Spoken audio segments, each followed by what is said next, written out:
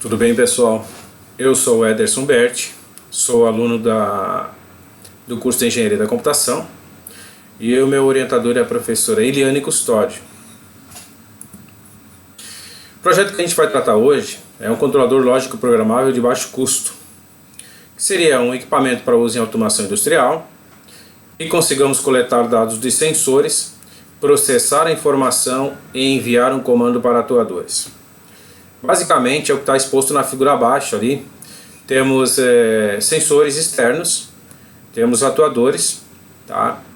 E no retângulo aí tem um CLP, propriamente dito. Um módulo de entrada em verde, que é onde a gente captura aí os sinais externos dos sensores, a partir do programa, que está em amarelo, que é onde é que a gente cria a lógica de programação de acordo com o nosso projeto. E o módulo de saída, onde a gente envia os comandos para o mundo externo. Por exemplo, aí no caso, ligar o motor, ou acionar a válvula hidráulica ou o cilindro hidráulico. Aí, tá? Basicamente, se atemos aí aos módulos de entrada, processamento, que é a partir do programa, e saída. Qual é a motivação para o desenvolvimento desse projeto? Bom, isso partiu de uma necessidade nossa mesmo na empresa. Tá? Havíamos comprado uma máquina injetora, para quem não conhece, é uma máquina de injeção de plástico, e a gente queria fazer um retrofit da máquina. O retrofit é quando a gente vai fazer uma reforma na máquina, aproveitando a estrutura mecânica, faz uma manutenção mecânica nela e reforma colocando uma parte elétrica ou automação nova.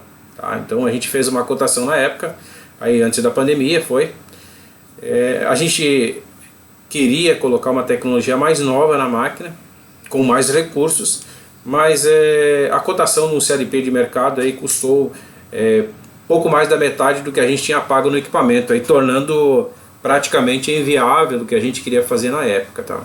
Então a gente foi forçado a pegar essa máquina para começar a trabalhar dentro da empresa, porque para quem lembra, na pandemia aí, começou uma escassez de insumos aí. Na época foi plástico, termoplástico. A gente trabalha com desenvolvimento de produtos para área de piscinas, então começou a faltar bastante materiais. A gente tinha termoplástico dentro da empresa e a gente resolveu pôr essa máquina para trabalhar. Tá? Então na época pensou-se por que não desenvolver uma placa dedicada para fazer para aquela máquina, e também pensou por que não desenvolver um CLP aí de baixo custo, já que está escasso no mercado esse tipo de produto. Se a gente tem essa necessidade, muitas outras empresas também podem ter essa necessidade de ter vontade de fazer uma reforma em algum equipamento, só que os insumos de automação acabam ficando, muitas vezes, inviabilizando o projeto. Qual é o foco de aplicação desse projeto? Aplicação em projeto de automação, aí, pequenas automações, células de automação. Retrofit de máquinas, tá? Por que eu toco tanto no ponto de retrofit de máquinas? Porque normalmente o equipamento novo, hoje, ele está cotado em dólar. As nossas empresas de fabricantes de máquinas aí restaram poucas, né?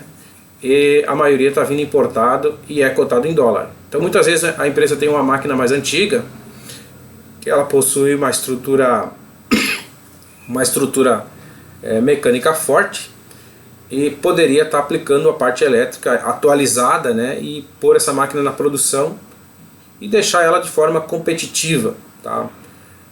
Mas falta, como eu mencionei, algo que possibilite aí uma automação de um custo menor, que vá atender o orçamento aí da indústria. Tá? No que consiste o projeto? Bom, basicamente um computador para utilizar em ambiente industrial, vamos dizer em máquinas, normalmente ele tem uma EHM, que é onde possui a interação interface usuário, né? Se precisa inserir alguma informação na máquina ou precisa visualizar um processo, tá? E serve a IHM. Tá? A CPU, onde vai processar o programa da lógica que a gente desenvolveu para o processo. Tá? Os módulos de entrada e saída, onde a gente vai coletar os dados da máquina, posição, temperatura, entre outros aí. E os módulos de saída, onde a gente vai atuar, fazendo com que o equipamento se movimente, ou ligue motor, ou ligue um sistema de aquecimento. Tá? O que seria um diferencial partindo do princípio que ser um projeto de baixo custo. Então, ele teria que ser um projeto de baixo custo para mim conseguir disponibilizar um produto de um custo acessível, tá? Customizável. Normalmente a gente não vai criar um padrão de produto que vá servir para tudo. Então tem projetos que necessitem de hardware diferente. Então esse projeto, como tem a foto aí, as placas de entrada e saída são islotadas. Então eu posso, por exemplo, ter todas essas placas nesse primeiro projeto aí de entrada digital e eu não quero saída, só quero coletar informação, ou quero metade de entrada e metade de saída. Então eu consigo, ou por exemplo, desenvolver uma placa nova para leitura de temperatura, né? E eu consigo customizar de acordo com o que o cliente precisa. Fácil programação? Normalmente os equipamentos que tem no mercado hoje, eles trabalham com umas linguagens já próprias para programação de CLP. Mas a gente sabe que nem todo mundo é técnico em automação, nem todo mundo é um eletrotécnico que já tem noção de fazer, por exemplo, um diagrama em ladder. Mas se eu perguntar para muitos, alguém já fez algumas montagens com Arduino, correto? Então a ideia que a gente teve é desenvolver, por exemplo, uma biblioteca, como se a gente fizesse o download lá, quando eu estou lá com o meu Arduino, eu pego um módulo de LCD e eu faço um download da biblioteca para mim fazer uma aplicação. Eu não preciso ir lá consultar o datasheet do display, nada. Tem a biblioteca ali, eu só tenho os comandos para enviar. Essa é a ideia. Qual a importância do YPS no desenvolvimento do projeto? Bom, basicamente a gente pode dizer assim que para muitos pode ser a chance de transformar uma ideia inovadora no produto. Tá? Então é ali que a gente começa a sentir o que é desenvolver um produto tendo professores apoiando, né? Isso é a diferença. Como o projeto se encontrava antes da aceleradora? Bom, deixa eu voltar na imagem. Esse aqui foi o primeiro, foi feito em 2019. Em 2022 eu estava com o projeto nesse ponto aqui. Ele sofreu uma segunda versão. Tá? Estava em fase de alteração de hardware, né? Tem algumas coisinhas para melhorar. E o software está parado. Como se encontra atualmente? Bom, atualmente o hardware sofreu algumas modificações no projeto, mas o que a gente está focando em cima é a parte do firmware, que é o software aí que a pessoa vai pegar depois a biblioteca e vai desenvolver a lógica dela. Então facilitar uma leitura de uma entrada digital, facilitar um acionamento de uma saída digital, mandar uma informação para a IHM, ou ler uma tecla da IHM de forma mais fácil, sem precisar ir lá e recorrer, por exemplo, ao datasheet do display que é da IHM. Tá? Então essa é a ideia que a gente está trabalhando agora.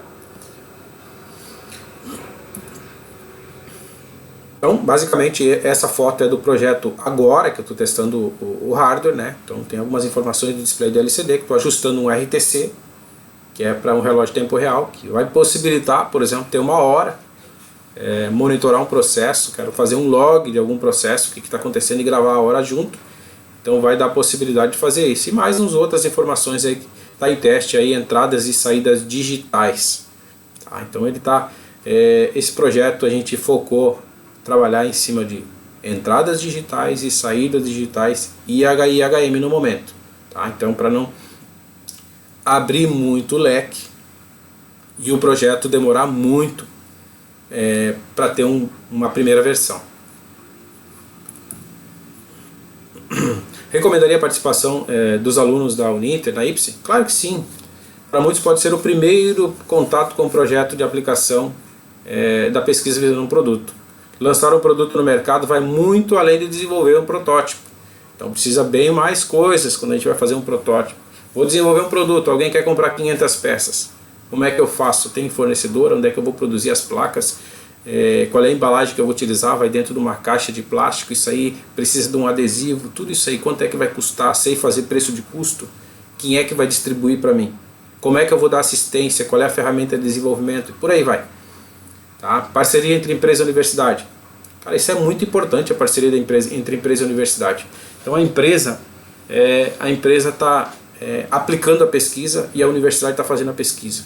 Tá? Então os países mais desenvolvidos já têm essa parceria, por isso que a tecnologia anda mais depressa. Então a gente tem que trabalhar isso no Brasil ainda.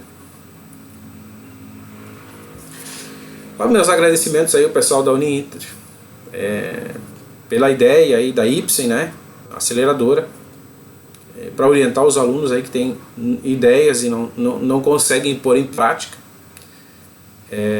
Ao meu orientador, né, pela paciência, a professora Eliane, e aos demais professores envolvidos aí, que com frequência a gente faz reuniões aí. É tão legal que a sala está tão cheia. Isso motiva a gente a continuar fazendo o projeto que a gente está fazendo, tá? Muito obrigado.